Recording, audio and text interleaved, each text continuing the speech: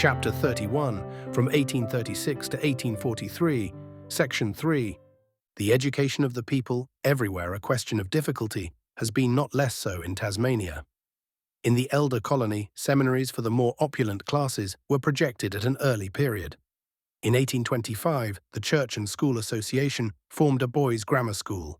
In 29, Dr. Lang, who had been at issue with the Anglican clergy on this as on other subjects, prevailed on the Home Government to authorise the loan of £50,000, to be repaid by Scotch mechanics, to be conveyed at Dr. Lang's risk, and employed in building a college.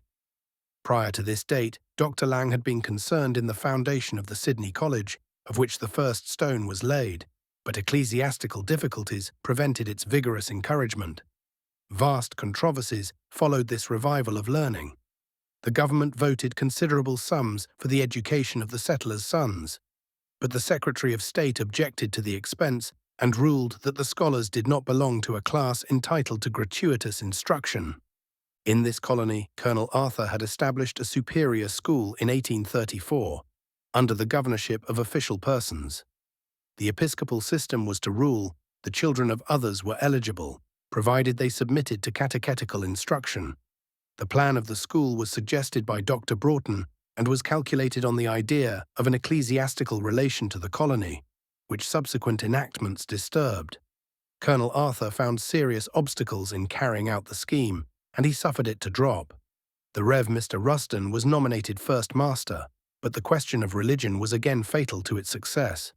The school sunk into a private establishment. The project of Colonel Arthur was succeeded by another more extensive in its aim.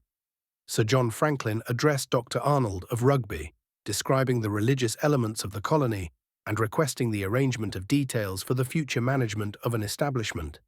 The great difficulty was still the ecclesiastical relations of the settlers. Dr. Arnold suggested a double chaplaincy and a religious education rather than a merely secular system, and recommended that the headmaster should be permitted to take orders. Mr. G. P. Gell of Cambridge University was nominated principal. In 1840, the Legislative Council sanctioned the establishment of a college and the erection of buildings. The cost was variously estimated from £12,000. The Queen's School, intended to be afterwards a preparatory institution, was first formed. The denominational leaning of the college awakened considerable opposition.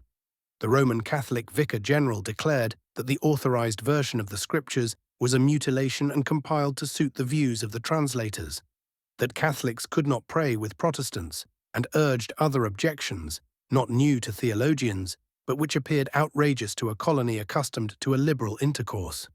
The Presbyterians prayed for religious equality, and other sects joined in the general aversion to an episcopal institution at the public cost.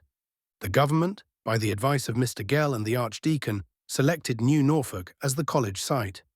On the 6th of November, 1840, the foundation stone was laid by Sir John Franklin, assisted by the members of council and heads of departments, and by Captains Ross and Crozier of the Antarctic expedition.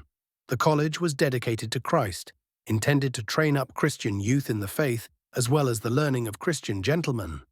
The night following the ceremony, thieves overturned the foundation and stole the inscription and the coins. But difficulties more fatal beset the institution. The pride of equality and the ambition of preeminence, not less than tenderness of conscience on either side, prevented a compromise. In private life, concessions are found compatible with the utmost zeal, but the rivalry of churches has never been adjusted. The Queen's School, the pilot institution, was not more successful.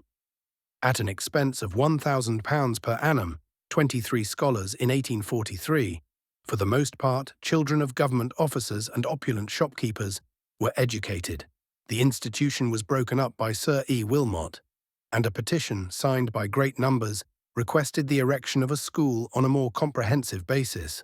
This memorial being remitted to the Secretary of State, Lord Stanley replied in 1846 that when established, a proprietary school would receive from the Crown whatever assistance the public resources might justify. The direct interference of the government in the education of the higher classes thus terminated. The schools for the working classes were originally controlled by the government. Mr. P. A. Mulgrave, many years chairman of quarter sessions, arrived with the appointment of superintendent. This office was, however, filled by the senior chaplain, and until 1838 the schools were exclusively Episcopalian. The altered policy of the Crown, in reference to religion, suggested a change in the organisation of the schools. A letter, written by Sir William Herschel, was transmitted by Lord John Russell, detailing the system at the Cape of Good Hope and recommending the British and foreign system for colonial adoption. On this plan, schools were established in 1838, subject to a board nominated by the Crown.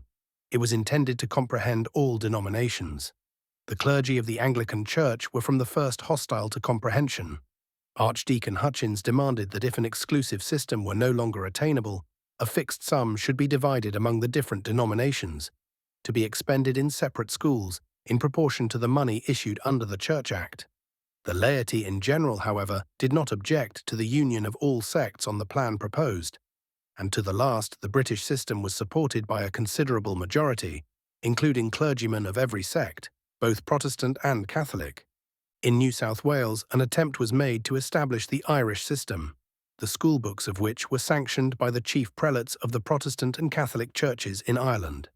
The Protestant bodies were, however, averse to the exclusion of the entire scriptures as a discreditable compromise, and met the project with decided resistance. A committee, of which one half were Episcopalians, organised under the sanction of Bishop Broughton, called on the laity to exert themselves in the holy cause of opposition to the project of Sir Richard Bourke, and they succeeded in its defeat. But when, after their victory, they met to collate their plans for further action, the meeting was abruptly terminated by Dr. Broughton, who declared that he could cooperate in no scheme not framed on the recognition of the Episcopal Catechism and clerical superintendence. Denominational schools were, therefore, established, and those abuses arose inseparable from a plan which makes men the assessors of their own pecuniary claims. A committee of the Legislative Council recommended the establishment of a general system, on the plan of Lord Stanley in 1844. They alleged that by the denominational system more than half were left uneducated, and that the thinness of population, the diversity of opinion, the inferior character of the schoolmasters, and the great expense compared with the benefits secured, enforced the importance of a general and comprehensive scheme. Sir George Gipps warmly seconded these opinions, but was compelled to yield to the strength of the opposition offered by the clergy, and which no concession short of ecclesiastical control was deemed sufficient to remove. The agitation of this subject for several years has lessened none of the difficulties which attended it, and it remains a vexed question for solution by future legislators. When the British system was established in Van Diemen's Land, masters were sent out by Lord John Russell at the colonial cost. The schools were, however, regarded with increasing aversion by the Episcopal clergy. Messrs. Locke and Fry, the last a clergyman and the author of a work on apostolical succession, visited the schools to report on them. They saw, or thought they saw, laxity, sectarianism, and partiality, and they gave the results of their inquiries in a copious publication. On the arrival of the Right Reverend Dr. Nixon, this book was placed in his hands. He petitioned to be heard by counsel against the British system. His request being granted, he delivered an earnest address, in which he not only opposed the principle of the school, but reiterated many of the statements of Messrs. Locke and Fry. The Board of Education had, however, forwarded minute contradictions to these allegations, and Governor Wilmot resolved to support the schools until, on a full consideration of the adverse testimony, the Secretary of State should otherwise determine in 1843. Lord Stanley recommended the appointment of a commission of inquiry, which was accordingly confided to 3 Episcopalian laymen who acquitted the schools of most of the imputations of their former visitors. But the seals of the Colonial Office had fallen into the hands of Mr. Gladstone. This event was fatal to the British system. The scholastic minister professed to examine elaborately the principles of colonial and church education, and came to the conclusion that a scheme of biblical instruction confided to various teachers of uncertain creeds was too little for the churchmen, ought to be too much for the Catholics, and could only be agreeable to independence. He argued that church teaching includes all that a church believes, and that its inculcation was necessary to meet the fair requirements of religious liberty. Acting on a suggestion in his dispatch, Sir William Denison granted a fixed sum per head to the denominational schools, dissolved the Board of Education, and appointed as inspector the son of the illustrious Arnold. End of chapter 31 being chapter 4, from 1836 to 1843, section 3.